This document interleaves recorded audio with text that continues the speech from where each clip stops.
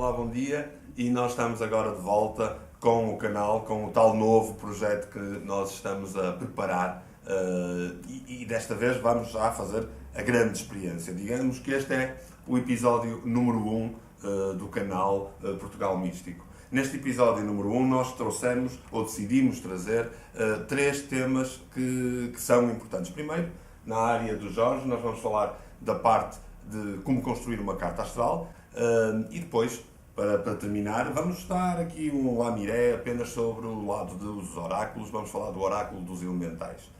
Eu sou o Mário Portela. Sou o Jorge Moreira. E vamos então começar o canal.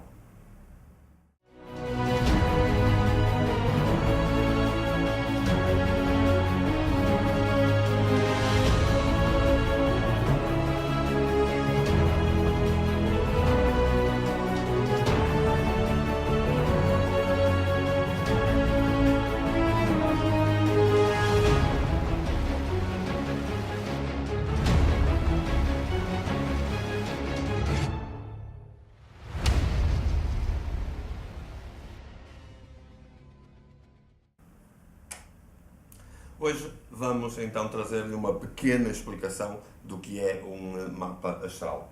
A ideia de fazer um mapa astral, as pessoas pensam muito na ideia de eu sou do signo carneiro e dizem, todos os carneiros são assim, isto é assim? É assim que funciona? Não. Na verdade não é assim que funciona, mas a maior parte das pessoas pensa que a astrologia baseia-se só no signo solar. Pois, porque no fundo o que quer dizer é que nós temos Sol naquele signo quando nascemos, quer dizer, e onde é que está a Lua, onde é que está Júpiter, portanto toda uma carta astral vai demonstrar onde estão todos os planetas na altura do nosso nascimento. Exatamente, além de que o Sol, o chamado signo, só representa então o posicionamento do Sol no dia em que nós nascemos, mas isso apenas indica a estação e o tipo de temperamento de altura em que nós nascemos. Portanto, o Sol indica uma parte da nossa forma de ser, mas todos os outros também indicam muita coisa. Sim, o Sol significa algo, mas todos os indicadores que estão no mapa astral vão representar outras qualidades. O que é que normalmente nós precisamos de ter para fazer um mapa astral correto? Quais são as informações que nós precisamos de obter da parte das pessoas que nos procuram para conseguir fazer um mapa astral corretamente? Certo. Em primeiro lugar, temos que saber com a maior precisão a data de nascimento, o local e a hora. Isso é essencial, porque basta que a data de nascimento não esteja correta e temos ali um mapa que não é o mais correto, o mais certo para estarmos a fazer as devidas interpretações e análises. Então, depois de termos esses dados, temos que encontrar as tabelas de efemérides que vão nos indicar os posicionamentos dos planetas. Portanto, essas tabelas vão, no fundo, falar, e neste momento aí em casa já estão a ver, a passar um mapa astral atrás. Essas tabelas vão indicar estes tais locais onde estão os signos, espalhados pelas casas de uma carta astral e também nos próprios signos, graus, etc. Os signos, está lá tudo ali explicado, é isso? Exatamente. Depois de percebermos os locais dos planetas mediante essa tabela, que também vai indicar o posicionamento das casas, de acordo com o sistema de casas utilizado na astrologia. Porque há mais do que um sistema de casas. Sim, há imensos. Depois isso cada astrólogo utiliza aquele que for mais adequado. No meu caso, eu utilizo alcabítios. Quando estou a traçar perfis... E no fundo isso vai demonstrar como as casas estão, e as casas podemos dizer que são as várias divisões de todo o círculo, não é? Exatamente. Essas são as casas, e depois os signos vão orbitar a toda a volta destas casas, certo? E depois um determinado signo vai calhar numa determinada casa, é isso? Sim, é isso.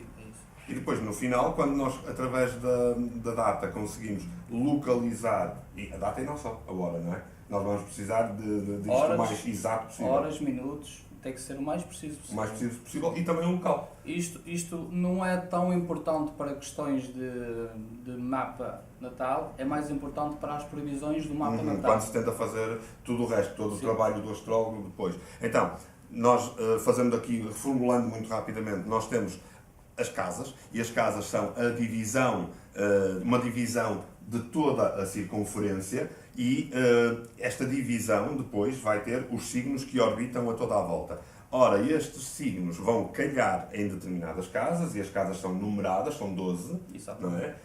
Vão calhar em determinadas casas, e depois, sabendo a data de nascimento, o horário o mais preciso possível de nascimento e o local de nascimento, nós vamos conseguir colocar os planetas. E depois o que é que são aqueles risquinhos engraçados que todas as cartas astrais têm, que ligam um planeta ao outro? O que é que se trata disso? Isso são os chamados aspectos. Ok. Geralmente nota-se riscos azuis e riscos vermelhos. Riscos azuis normalmente considera-se que são aspectos favoráveis. Os vermelhos são os aspectos desfavoráveis, que mostram alguma frustração ou tensão. Portanto, são as interações entre os planetas. Exatamente.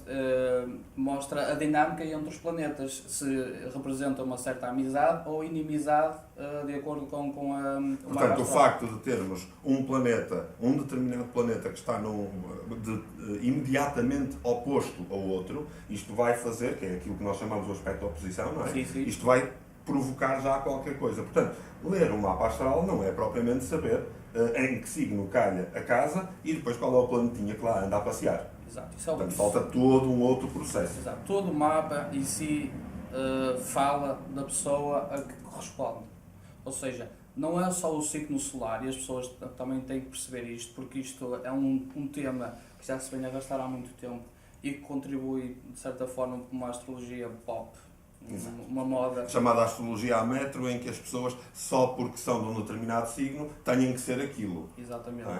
E as revistas, os jornais... E as televisões. E as televisões está na moda, também. Não é? Sempre que entramos no início do ano, e então há uma previsão para o carneiro, uma previsão para o touro, isso é completamente ilógico. O que se está a fazer nessas previsões está diretamente relacionado só com o signo do Sol. Exatamente. E isso carece de mais informação, porque há outros planetas. O mapa astral não é feito só pelo posicionamento do Sol. Tem Mercúrio, tem Vênus, tem Marte, tem Júpiter, tem Saturno, tem outros indicadores, como falaste há pouco. Tudo isto vai revelar informações da pessoa. E depois também, uma das coisas que é... Tudo isto vai revelar as informações da pessoa, e a partir daí nós conseguimos fazer as previsões e analisar determinadas questões, tendo em conta as dinâmicas dos planetas. E depois ainda temos que ver as tais dinâmicas desses planetas, ou seja, os tais aspectos. Exato, certo? Sim, sim. Se calhar o ideal é nós trazermos aqui um exemplo e explicar. Não íamos, obviamente, trazer um exemplo real, e então, aí há uns tempos, aliás foi em 2017, eu editei um livro, que é o livro Envelope Amarelo. Este livro tem uma particularidade, aliás, ele é no fundo uma história de amor, é um romance, mas ele tem uma particularidade: nenhum dos personagens é despido de lógica. A lógica destes personagens é que eles possuem data de nascimento, eles possuem todo um processo que é estudado. Mesmo a dinâmica da história é uma dinâmica que é, obviamente, a seguir aquilo que eu quis escrever, mas, obviamente, também fiz uma outra forma, em que sempre que havia o chamado bloqueio do escritor, eu utilizava técnicas de tarosofia, técnicas de oraculares e também leituras do mapa astral. E para isso eu lembro-me de, na altura, ter pedido ao Jorge para, dentro daquilo que seria mais lógico nos meus personagens principais, o protagonista principalmente, dar uma olhada e criarmos aqui uma carta astral para esse personagem. E então, se calhar, podemos usar este personagem, que é o André Lopes, o personagem, vamos dizer, o protagonista, ou um dos protagonistas da história, e o André Lopes, ele tem toda uma carta astral, e esta carta astral foi desenhada, no fundo, por ti. Como é que tu fizeste isto? Porque, de facto, era um personagem que já lá estava, quer dizer, eu já estava a escrever sobre ele, disse mais ou menos a idade dele, e tínhamos que encontrar aqui uma lógica. Portanto, fizemos uma espécie de fazer a carta astral em reverso. Exatamente. Isto foi interessante.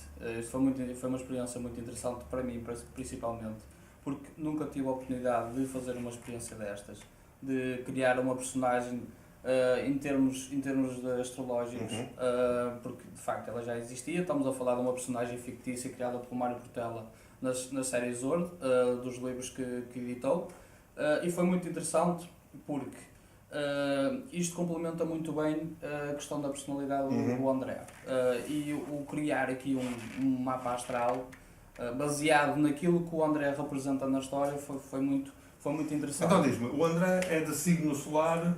Qual é o signo solar do André? O André é do signo de Virgem. Okay. Quando digo o signo solar. O signo solar, claro, como nós estávamos a explicar anteriormente. Porque Vênus também tem um signo, Mercúrio também tem um signo. Exatamente. É preciso que as pessoas entendam isso lá em casa. Então, para a construção do mapa, eu tentei encontrar uma conjuntura astrológica que definisse o temperamento e a personalidade do André. Sim.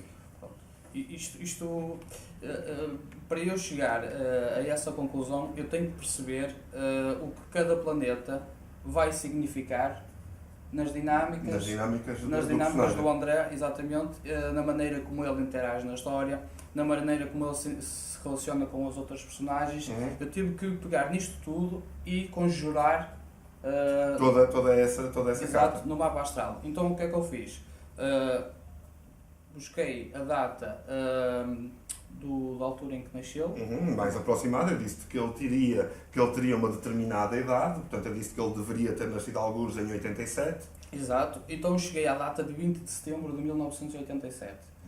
Nasceu em Viana do Castelo, então essa foi a melhor data que eu consegui arranjar mediante a informação que eu tinha. Exato, mediante a informação e mediante também os comportamentos que o próprio personagem André Lopes ia tendo no próprio livro. Exatamente. Então, o André Lopes é um sujeito na história que representa uma certa reserva e tem um espírito muito pragmático e audaz. E foi essencial encontrar aqui qualidades aquarianas que o identificassem. Portanto, ele tem umas qualidades de aquário, portanto, e como é que tu encontraste estas qualidades? O que é que está em aquário para dizer que o André tem essas qualidades?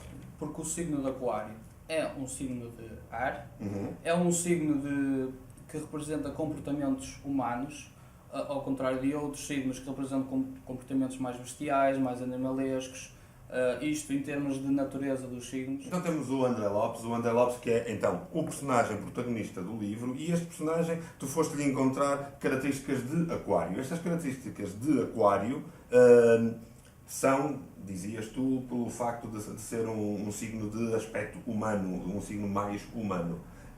E que lhe traz o quê? Que curiosidades é que tu conseguiste, por exemplo, que coisas da história é que tu tiveste que ir usar para procurar que sim, dia 20 de setembro de 87 era a data mais indicada? Exato. Eu baseei muito no ascendente, porque é aquela projeção que se destaca na história. Ok. O ascendente é outra coisa que é muito importante numa carta astral, certo? Certo. Como é que nós achamos o ascendente? Não vamos ensinar, aliás, achar o ascendente ainda tem, mas o que é que se usa? Mas é fácil achar o ascendente. Então, exato. Vamos explicar. Então, quando a pessoa nasce, o ponto que sobe a este, Sim. no horizonte, vai determinar o ascendente. Trata-se de uma linha que traça o mapa astral, que representa a linha do horizonte. Sim. Então, quando a pessoa nasce, o ponto oeste vai representar o ascendente. Portanto, numa carta astral, quando nós olhamos para uma carta astral, aquele ponto que está mais a este representa o ascendente da pessoa. Exatamente, que no caso do André são os 15 graus de aquário. Ok. E, já agora, para relembrar, no local onde está o Sol, é onde está a demarcar o nosso signo solar. Exato. Certo? Pronto. Portanto, já temos aqui duas coisas importantes para entender numa carta astral: o nosso signo solar, o local onde está o Sol, e o nosso ascendente. Então, o que é que tu no André viste de ascendente, ou o que é que tu trabalhaste no ascendente do André? Por ser uma figura independente na história, ele tem um historial de uma vida Uma vida militar. Exatamente, uma vida militar em que esteve bastante tempo isolado naquilo que fazia. Depois ainda para mais transforma-se em contabilista mais tarde, ainda fica mais isolado, até na sua escolha profissional. Há ali uma espécie de uma crise na vida do André, e isto são muito particularidades do Aquário, que tenta-se descobrir a si mesmo. Okay. Ou seja, há todo um progresso que ele fez a nível militar, mas a determinada altura ele decidiu alterar ali todo o percurso dele, a vida dele. Da vida dele, então resolveu fazer outras coisas que fossem mais adequadas e saudáveis para ele. E isto é muito a questão do Aquário, porque tenta interiorizar e polarizar os elementos à sua volta para se descobrir a si mesmo. E depois, a partir disso, ele tenta partilhar ou expressar todo o seu conhecimento com as pessoas que o estão a envolver. Okay. Portanto, como estão a ver, e nós nem pegamos ainda em praticamente nada de uma carta astral. Portanto, analisar uma carta astral tem mesmo muito que se lhe diga, e ser um astrólogo pop, como tu dizias, de facto é fácil, é só ir à televisão e dizer umas coisas. Mas como veem, uma carta astral tem imensa coisa para ser analisada. Queres salientar alguma coisa do André que tenha sido particularmente interessante e que possa ajudar também a entenderem como funciona uma carta astral? Há muita coisa que se pode dizer de uma carta astral. Podemos estar aqui o dia inteiro a falar disto. E sim, há algo aqui que eu quero acrescentar e que devo, para as pessoas perceberem então que não é só de um signo que estamos a falar, que é todo o conjunto do mapa astral. Então tu dizes-me, o André é todo este conjunto, toda esta carta astral que nós estamos aqui a usar como exemplo para lhe explicar a complexidade de uma carta astral. Mas depois como é que, e mais do que uma vez me aconteceu pedir-te, olha, que raio de comportamento me vai ter o André numa situação X? E tu poderias-me ver isso. Como é que um astrólogo faz para pegar uma carta astral e depois me trazer cá a tendência dada pelos planetas? Isso vê-se mediante os trânsitos da pessoa, neste caso do André. Que não é o futuro. Não, estamos a falar de uma conjuntura que se aproxima e mediante isso nós percebemos o que está a acontecer ao André e possivelmente o que vai acontecer mediante as suas decisões. Ou seja, é aquilo que ele já está a projetar ou a decidir para si mesmo num futuro próximo. Tendo em conta a conjuntura astrológica inerente ao André, nós conseguimos perceber se vai provocar um efeito positivo ou negativo, ou com mais qualidade e menos qualidade. Exatamente, e vamos entender através do posicionamento dos planetas se ele vai ter uma postura mais agressiva, uma postura mais defensiva, se tem uma tendência a ficar mais ou menos dependente de um ou outro personagem. Portanto, no fundo, é isto que um astrólogo pode fazer consigo quando analisa uma carta astral. Basicamente, pega em todas estas características suas, os dados pessoais, portanto, o nome, a data de nascimento, o local de nascimento e, o mais preciso possível, o horário de nascimento, que é extremamente importante para os trânsitos. Sem esta particularidade ou esta especificidade, nós fazermos trânsito é extremamente complicado. Trânsito e outras coisas. As técnicas preditivas são imensas. Isto depois, cada astrólogo define aquilo que melhor se adequa à sua maneira de criar a previsão. E temos, por exemplo, os trânsitos, temos revoluções escolares, que têm a ver com o nascimento da pessoa, é traçado toda a história durante um ano até o seu próximo aniversário, ou seja, percebe-se os pontos altos e os pontos baixos.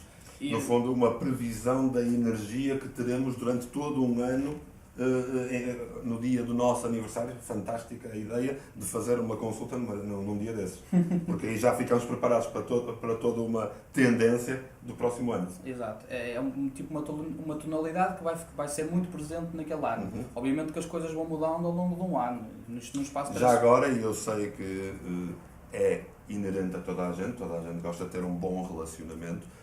Como é que um astrólogo faz? Aliás, tu fizeste também, porque não só o André Lopes está como um personagem importante, mas o André Lopes tem, de facto, aliás, a capa já o demonstra, não é? É uma história de amor. Portanto, aparece-lhe alguém, uma Nádia, que nem sequer é portuguesa, e aparece-lhe uma Nádia. Como é que tu viste a interação deles? O que é que nós chamamos a isso na astrologia?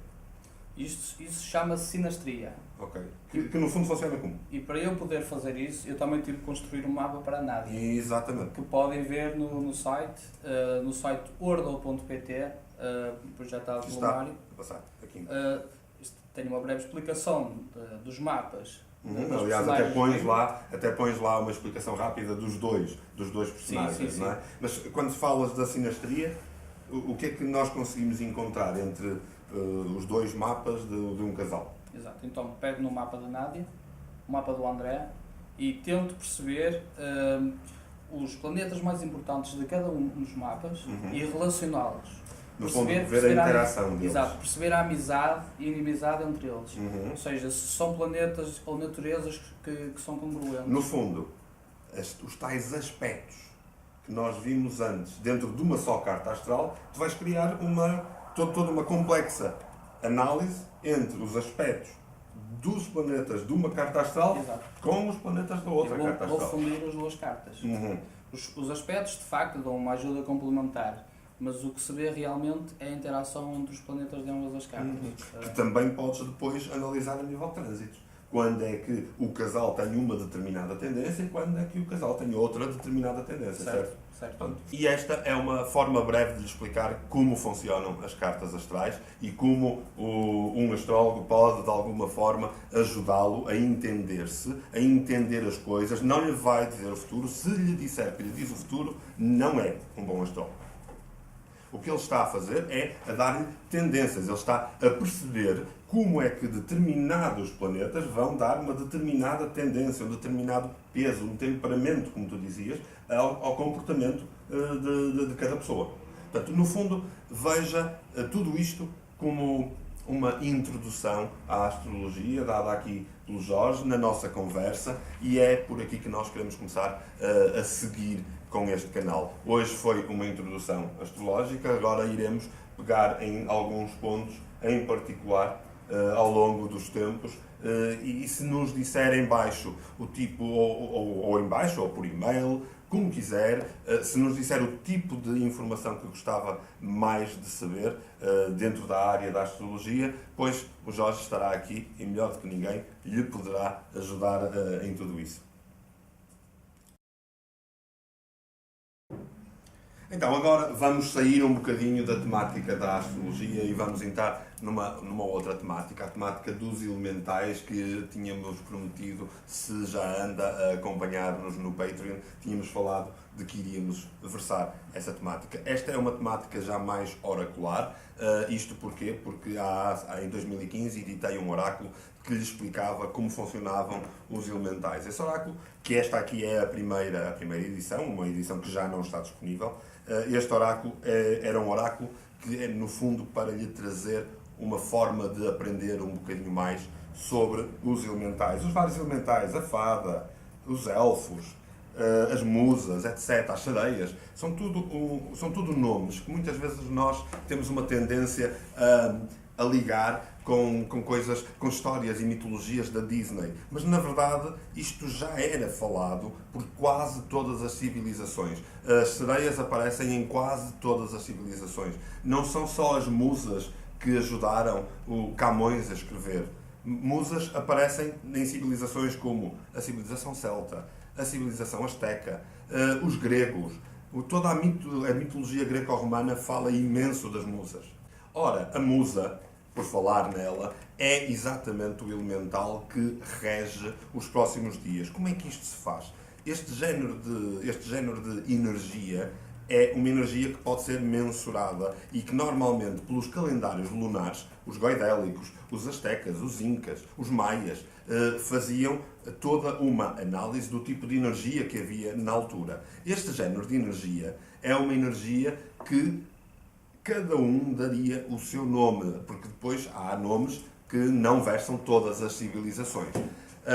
No caso da musa, ela, como disse, já aparece em várias civilizações e a musa tem características muito peculiares. Ela é a inspiradora, ela é aquela que nos revela segredos. No fundo, ela ela olha para tudo, ela é a nossa inspiração, ela olha para tudo e consegue saber a verdade das coisas. Muitas vezes a musa, quando nos aparece, e nós estamos exatamente hoje com a lua cheia a fazer a mudança de lua, e ao fazermos esta mudança de lua entra a musa em funcionamento e ela vai começar de facto a interferir e toda a energia da musa que vai estar em maior atividade. Se quiser saber mais sobre a musa ou sobre esta época, que vai de dia 24 até dia 30 deste mês, o melhor então é seguir o Portugal Místico. Ainda hoje eu publiquei um pouco sobre isso e se tiver alguma questão,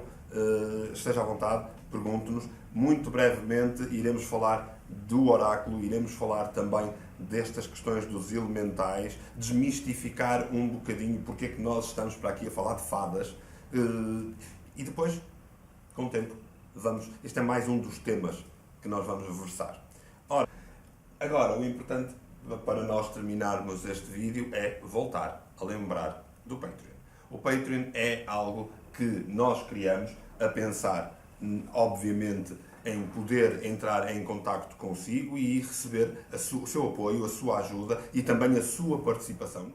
E o que é estar desse lado do Patreon? Estar desse lado vai não só apoiar todo este nosso trabalho, vai também apoiar que nós tecnicamente possamos ter cada vez mais capacidades e mais formas de poder levar estes vídeos com alguma regularidade e, acima de tudo, sendo um nosso seguidor, vai estando sempre muito atualizado em todas estas matérias. O que é importante também a nível do Patreon? É importante que entenda que não está só a ajudar-nos, nós vamos dar de volta. Vamos dar de volta com os conteúdos, vamos dar de volta com a frequência e vamos dar de volta também a poder trazer-lhe, acima de tudo, a possibilidade de ter acesso às nossas publicações da editorial de uma forma mais barata e também com, por exemplo, descontos em tudo o resto que nós temos na loja online.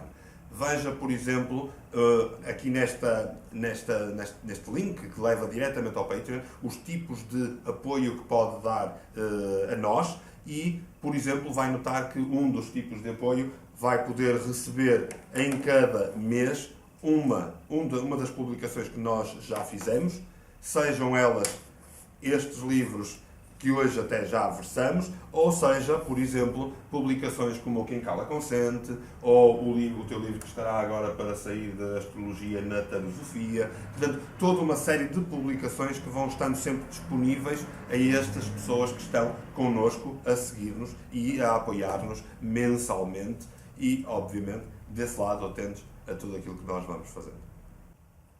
Resta-me agora dizer-lhe que nós vamos terminar o vídeo e estamos já ansiosos pelo próximo vídeo em que vamos poder interagir consigo. Não se esqueça, em baixo, faça os seus comentários, diga o que é que quer que nós falemos mais, que tipo de temáticas quer que nós abordemos. É verdade que ainda estamos nestes testes iniciais para entender com o que é que podemos jogar, que tipo de técnicas é que podemos trazer e fornecer-lhe, mas a ideia é manter estes vídeos assíduos e feitos de propósito para si.